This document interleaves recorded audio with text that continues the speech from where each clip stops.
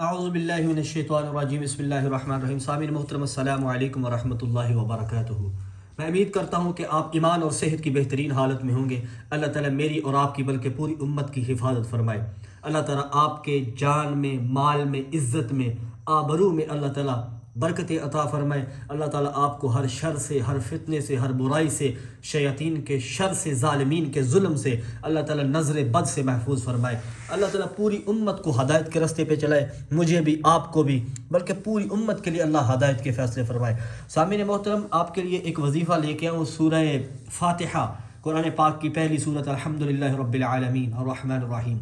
इसको आपने कैसे पढ़ना है ये इंशाअल्लाह आगे चल के आपको बताता हूँ। इसके समरात, इसके बरक़ात की, ये पढ़नी कैसे है मैं बताता हूँ। इसके समरात और बरक़ात आप इंशाअल्लाह खुद मुशाहिदा करेंगे, आप हैरान रह जाएंगे।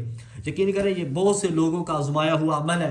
ये अमल आपने कैसे करना है, किस वक़्त करना है, ये मैं इंशाअल्लाह अभी आपको बता देता हूँ। ठीक है, ये अमल करने से पहले कि ये अमल आप कर सकते हैं किसी भी नमाज के बाद। ये कर सकते हैं फजर, मगरिब, ज़ोहर, असर, इशा, किसी भी नमाज के बाद ये अमल आप कर सकती हैं। ये जो अमल मैं आपको बताने वाला हूँ, ये अमल आपने कैसे करना है, ये अमल शुरू कैसे करना है और अख्ताम कैसे करना है, इंशाअल्लाह मैं आपको अभी बताता हूँ। बस आपसे ये गुजारिश है, मैं कहा करता हूँ कि फ़राइज़ के छोड़ने से जो अज़ाब आती हैं वो वज़ाइफ के करने से ख़त्म नहीं होते। बात करने का मकसद है, जब तक हमारी नमाज़ें पूरी नहीं होंगी कोई भी वजीफ़ा जो असर नहीं करेगा, कोई भी वजीफ़ा असर नहीं करेगा जब तक हमारी नमाज़ें पूरी, क्योंकि नमाज़ें फ़र्ज़ हैं। जब फ़राइज़ पूरे होंगे तो इंशाअल्लाह वज़ाइफ के अंदर भी असर होगा।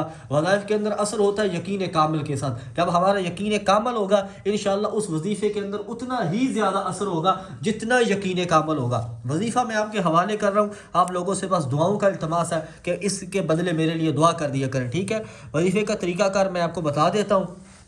सबसे पहले किसी भी नमाज के बाद ये अमल कर सकती है। ठीक है, किसी भी नमाज के बाद कर सकते हैं ये अमल, किसी भी नमाज के बाद आप कर सकते हैं। आपने करना क्या है, अव्वल आखिर दुरूद शरीफ पढ़ना है। ठीक है, अव्वल आखिर दरूद कोई भी पढ़ सकते हैं, ताक पढ़ना है। ठीक है, ताक पढ़ना है। ठीक है, ताक, अव्वल आखिर कोई भी दुरूद पाक आपने पढ़ना है, ताक 3 बार, 7 बार, 11 बार, 9 बार, जितना आपको आसानी हो गई। ठीक है, उसके बाद आपने पहला कलमा, ये अमल आपने करना है सजदे में। ठीक है ना, आपने नमाज जैसे नमाज पढ़ते तैयार में बैठते हैं ऐसे बैठ जाना है। ऐसे बैठ के आपने औज़ुबिल्लाहि मिनश्शैतानिर बिस्मिल्लाह पढ़ के अव्वल आपने 11 बार दुरूद पढ़ लेना है। ठीक है, उसके बाद आपने 11 बार, 9 बार यानी कि ताक पढ़ लेना। उसके बाद आपने पहला कलमा, अव्वल कलमा, अव्वल कलमा आपने 7 बार पढ़ना है। ठीक है, 7 बार अव्वल कलमा आपने 7 बार पढ़ना है। ला इलाहा इल्लल्लाह मुहम्मदुर रसूलुल्लाह, ये 7 बार पढ़ना है।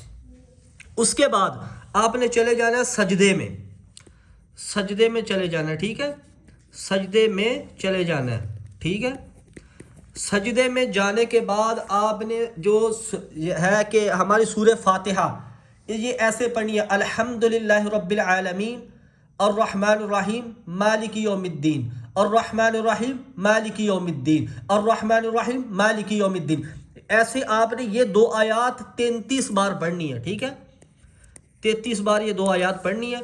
ये जब पढ़ जाए, पढ़ लें, उसके बाद आपने बैठ जाना है। फिर आपने ऐसे करना है कि 7 बार पहला कलमा पढ़ना है, ला इलाहा इल्लल्लाहु मुहम्मदुर रसूलुल्लाह, ला इलाहा इल्लल्लाहु मुहम्मदुर रसूलुल्लाह। उसके बाद आपने फिर 11 मरतबा, 9 मरतबा, 7 मरतबा, जितना पहले में दुरूद पढ़ा था ना शुरू में उतना बाद में पढ़ लेना। उसके बाद आपने अपने मकसद के लिए दुआ करनी है। इजाज़त आम है इसके लिए, कमेंट में इजाज़त लेने की ज़रूरत नहीं। इंशाल्लाह ये अमल करें, इसकी बरकत से अल्लाह पाक आपको इतना नवाजेंगे कि आपकी नस्लों के लिए काफ़ी हो जाएगा। बस आखिर में कहा करता हूँ कि चैनल पे नहीं है तो चैनल को सब्सक्राइब कर लें और बेल आइकन को ज़रूर दबाएं ताकि हर आने वाली ऐसी इन्फॉर्मेटिव वीडियो आप तक पहुँच सके।